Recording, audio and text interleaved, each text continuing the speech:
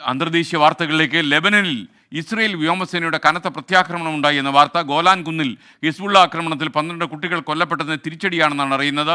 വിദേശ വിവരങ്ങളുമായി P James അവഗാഹത്തോടെ സംസാരിക്കാൻ നമുക്കൊപ്പം ചേരുന്നു. Good morning P James. ജെയിംസിന്റെ കാര്യം കൊണ്ട് ഞാൻ സഹിയിട്ടിരിക്കുക. പി ജെയിംസിന് ഇവിടെ കണ്ടില്ലെങ്കിൽ ആൾക്കാർ അസുഖമായിട്ട് കിടക്കുകയാണോ? ഞാനാണ് ജെയിംസിനെ ഒരു നല്ല നിലയിൽ എത്തിക്കാൻ ശ്രമിച്ചിട്ടില്ല. മെഡിക്കൽ കോളേജിന്റെ 4ാം നിലയിൽ കയറ്റാൻ ഞാൻ ശ്രമിച്ചിട്ടില്ല. പക്ഷേ ആൾക്കാർക്ക് സംശയമുണ്ട്. എവിടെയായിരുന്നു കഴിഞ്ഞ ദിവസം? എന്തായാലും ഞാൻ തൃശ്ശൂര് പോയിരുന്നു. മറ്റേ റൗണ്ടിലൊക്കെ കിടന്ന് കറങ്ങുന്ന കേട്ടു. എന്തെങ്കിലും പ്രശ്നം ഉണ്ടായിരുന്നു? എന്തായാലും ഇസ്രായേൽ ആയിട്ട് ബന്ധപ്പെട്ട് ഗസയിലെ യുദ്ധം കൂടുതൽ വ്യാപിക്കുന്ന അവസ്ഥയിലേക്കാണ് കാര്യങ്ങൾ പോകുന്നത്. പ്രത്യേകിച്ച് ലെബനിൽ നിന്ന് ഹെസ്ബുള്ള കഴിഞ്ഞ ദിവസമാണ് വലിയൊരു ആക്രമണം ഗോലാൻ കുന്നിൽ നടത്തിയത്. ഗോലാൻ കുന്ന് 1967 സിറിയയിൽ നിന്ന് പിടിച്ചെടുത്തതാണ് ഇസ്രായേൽ. അവിടെ നടന്ന ആക്രമണത്തിൽ 12 കുട്ടികൾ, ഫുട്ബോൾ കളിച്ചുകൊണ്ടിരുന്ന 12 കുട്ടികൾ കൊല്ലപ്പെട്ടു. പക്ഷെ അവർ യഹൂദന്മാരല്ല, ഡ്രൂസ് അറബ് വിഭാഗത്തിൽപ്പെട്ട കുട്ടികളാണ്. അവർ ഗോലാൻ കുന്നിൽ 20,000 പേരുണ്ട്. അതിലെ 12 കുട്ടികളാണ് കൊല്ലപ്പെട്ടത്. പക്ഷേ ഇസ്രായേലിൻ്റെ പ്രദേശത്താണ് ആക്രമണം ഉണ്ടായത്. അതുകൊണ്ട് ഇസ്രായേലികളായിട്ടുള്ള 12 കുട്ടികളെ കൊലപ്പെടുത്തി എന്നുള്ള പേരിൽ ഇസ്രായേലിൻ്റെ പ്രധാനമന്ത്രി ബെഞ്ചമിൻ നെതന്യാഹു അമേരിക്കയിലുള്ള തൻ്റെ സന്ദർശനം വെട്ടിച്ചുരുക്കി പാഞ്ഞെത്തി. അടിയന്തര ക്യാബിനറ്റ് ചേർന്നു. ഈ ലെബനനെതിരെ വലിയ ആക്രമണം നടത്താൻ തീരുമാനിച്ചു. ലെബനൻ്റെ ഗ്രാമങ്ങളിൽ വലിയ രീതിയിലുള്ള ആക്രമണം നടന്നുകൊണ്ടിരിക്കുകയാണ്. നിരവധി പേർ കൊല്ലപ്പെട്ടിട്ടുണ്ട്. എന്തായാലും ഗസയ്ക്ക് പുറമെ ലെബനോണിൽ കൂടി അത് അങ്ങോട്ടും ഇങ്ങോട്ടും ഏറ്റുമുട്ടുന്നുണ്ടെങ്കിലും ഇത്ര സംഘടിതമായിട്ടുള്ള ആക്രമണം ഇസ്രായേൽ നടത്തുന്നത് ഇതാദ്യമാണ്.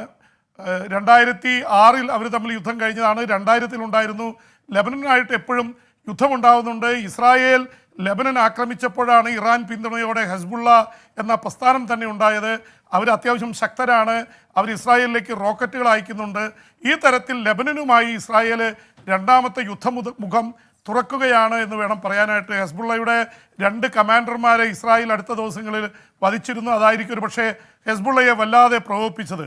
ഇതിനിടയിൽ ഗസയിൽ വല്ലാത്ത ആക്രമണം ഇസ്രായേൽ നടത്തിക്കൊണ്ടിരിക്കുകയാണ്. അവർ നടത്തിയ ആക്രമണത്തിൽ ഈ മണിക്കൂറുകളിൽ 70 പേർ കൊല്ലപ്പെട്ടു. മരണസംഖ്യ, കൊല്ലപ്പെട്ടവരുടെ സംഖ്യ 39,500 കവിഞ്ഞിരിക്കുന്നു എന്ന വാർത്ത കൂടിയാണ് വരുന്നത്. എന്തായാലും ഇസ്രായേൽ ഹമാസ് യുദ്ധം തീരുമെന്നുള്ള പ്രതീക്ഷകളൊക്കെ എല്ലാവരും പങ്കുവയ്ക്കുന്നുണ്ടെങ്കിലും ഒരു തരത്തിലും അതിനുള്ള സാധ്യതകൾ കാണുന്നില്ല. ഖത്തർ, ഈജിപ്ത്, അമേരിക്ക പല ചർച്ചകൾ നടത്തി. ഇസ്രായേൽ ഒരു തരത്തിൽ അതിന് മയപ്പെട്ട് വരുമ്പോൾ ഹമാസ് പ്രശ്നമുണ്ടാക്കും, ഹമാസ് അയ്യുമ്പോൾ ഇവർ പ്രശ്നമുണ്ടാക്കും. ഈ രീതിയിൽ പോവുകയാണ്. ഇസ്രായേൽ പ്രധാനമന്ത്രി ബെഞ്ചമിൻ നെതന്യാഹുവിന് ഈ പ്രശ്നമൊന്നും പരിഹരിക്കാൻ ഒരു താല്പര്യമില്ല. അദ്ദേഹം അമേരിക്കയിൽ നടത്തിയ യാത്രയിൽ US കോൺഗ്രസ് പ്രസംഗിച്ചുകൊണ്ടിരിക്കുമ്പോൾ 10,000ങ്ങളാണ് പലസ്തീൻ അനുകൂലമായിട്ട് പ്രകടനമായി ഇറങ്ങിയത്. അമേരിക്കയുടെ വികാരം ഇസ്രായേലിനെതിരെ മാറുന്നു എന്നുള്ളത് കൂടി കണ്ടിട്ടും നെതന്യാഹു മാറുന്നില്ല. കമല ഹാരിസ് എതിർത്തു, ജോ ബൈഡൻ എതിർപ്പ് പ്രകടിപ്പിച്ചു, യുദ്ധം അവസാനിപ്പിക്കണമെന്ന് പറഞ്ഞു. ട്രംപ് മാത്രമാണ് ആശ്വാസകരമായിട്ട് അദ്ദേഹത്തിന് അനുകൂലമായി പെരുമാറിയത്. ജെയിംസെ, മറ്റൊരു കാര്യം, ഈ പാകിസ്ഥാനിൽ 2 ആദിവാസി സമൂഹങ്ങൾ തമ്മിൽ ഏറ്റുമുട്ടി 36 പേർ കൊല്ലപ്പെട്ടു എന്ന രീതിയിൽ വാർത്ത വരുന്നുണ്ട്. സൈന്യം രംഗത്തിറങ്ങിയെന്നും വാർത്ത വരുന്നു. എന്താണ് വിശദാംശങ്ങൾ? അവിടെ ഈ ഷിയ സുന്നി വിഭാഗത്തിൽപ്പെട്ട 2 ആദിവാസി വിഭാഗങ്ങളാണ് ഖൈബറിൽ ഏറ്റുമുട്ടിയത്. ഭൂമി തർക്കത്തെ തുടർന്നാണ്. ഒരുപക്ഷെ മണിപ്പൂരിലൊക്കെ ഉണ്ടായതിൻ്റെ സമാനമായ ഒരു അവസ്ഥയിൽ 36 പേർ കൊല്ലപ്പെട്ടു. സൈന്യം രംഗത്തിറങ്ങി വല്ലാത്ത രീതിയിലുള്ള ആക്രമണങ്ങൾ, വീടുകൾ തകർക്കുന്നു, കെട്ടിടങ്ങൾ തകർക്കുന്നു. ഈ രീതിയിൽ ഒരു 3-4 ദിവസമായിട്ടുള്ളതാണ്. പക്ഷേ ഈ മണിക്കൂറുകളിലാണ് ഏറ്റവും കൂടുതൽ ആൾക്കാർ കൊല്ലപ്പെട്ടത് എന്ന വാർത്തയാണ് വരുന്നത്. എന്തായാലും പാകിസ്ഥാനെ സംബന്ധിച്ചിടത്തോളം കാര്യങ്ങളൊന്നും അത്ര ഗുണകരമല്ല. അവിടുത്തെ ഏറ്റവും വലിയ ജനകീയ നേതാവായി അറിയപ്പെടുന്ന ഇമ്രാൻഖാൻ ജയിലിലാണ്. ഈ സർക്കാരിന് മുന്നോട്ട് പോകാൻ പറ്റുന്നില്ല. അതിനിടയിലാണ് ഈ പാക് സർക്കാർ ഈ മണിക്കൂറുകളിൽ ചൈനയുടെ സഹായം വീണ്ടും തേടിയിരിക്കുന്നു.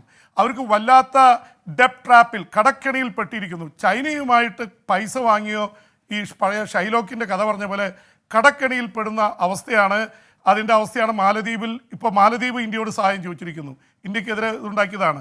അവിടെയും ലോൺ ട്രാപ്പാണ്.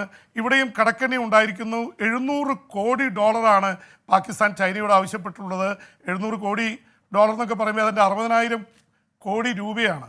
അപ്പം അത്രയും തുക കൊടുത്താലാണ് IMFൽ നിന്ന് ലോൺ സംഘടിപ്പിച്ച് കൊടുക്കുകയോ അല്ലെങ്കിൽ ചൈനയിൽ നിന്ന് സഹായം കൊടുക്കുകയോ ചെയ്തില്ലെങ്കിൽ പാകിസ്ഥാൻ്റെ സമ്പദ് വ്യവസ്ഥ തകർന്നു പോകുമെന്നുള്ള അവസ്ഥയിലേക്കാണ് കാര്യങ്ങൾ നിൽക്കുന്നത്. അതിനിടയിലാണ് ഈ ആദിവാസി വിഭാഗങ്ങളുടെ ഏറ്റുമുട്ടൽ, പാക് താലിബാൻ്റെ ആക്രമണം, താലിബാൻ അഫ്ഗാനിസ്ഥാനുമായിട്ടുള്ള ഏറ്റുമുട്ടൽ, താലിബാനുമായിട്ട് നേരത്തെ ഉണ്ടായിരുന്ന ബന്ധം തകർന്നു.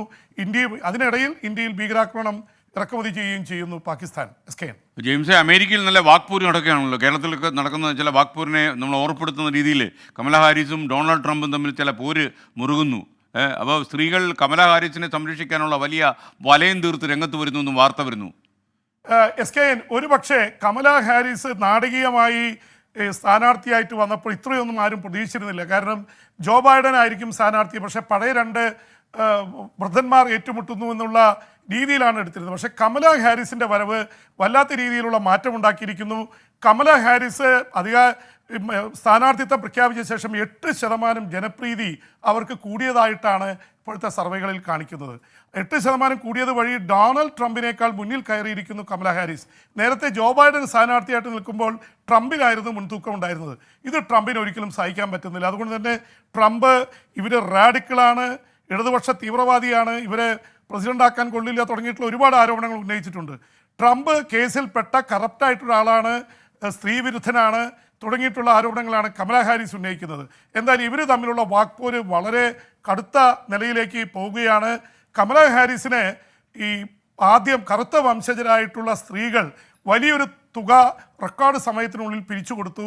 അതിന് ബദലായിട്ട് വെളുത്ത വംശജരായ സ്ത്രീകൾ സൂമിലൂടെ വലിയ തുക അവരും കൊടുത്തു. അപ്പോൾ സ്ത്രീകളുടെ ഒരു കൂട്ടായ്മ, പ്രത്യേകിച്ച് ഗർഭചിത്രം പോലുള്ള വിഷയങ്ങളിൽ കമലാ ഹാരിസ് എടുക്കുന്ന നിലപാടുകളോട് സ്ത്രീകൾക്ക് അവിടെ ഭൂരിപക്ഷം സ്ത്രീകളും അവരോടൊപ്പം നിൽക്കുകയാണ്.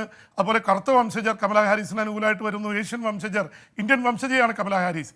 പക്ഷേ ട്രംപിൻ്റെ ഏറ്റവും വലിയ പിന്തുണ അവിടുത്തെ വെളുത്ത വംശജർ തന്നെയാണ്, യാഥാസ്ഥിതികരും. അതുകൊണ്ട് തന്നെ കട്ടയ്ക്ക് പോരാട്ടമാണ്. ആര് ജയിച്ചാലും അത്ഭുതപ്പെടാനില്ല.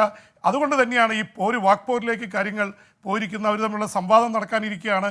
ആ സംവാദം വല്ലാത്ത രീതിയിലേക്ക് പോകാനുള്ള സാധ്യത ഉണ്ട്. SKN okay, thank you. VP James. ഇനി വിദേശ വാർത്തകൾ നാളെ.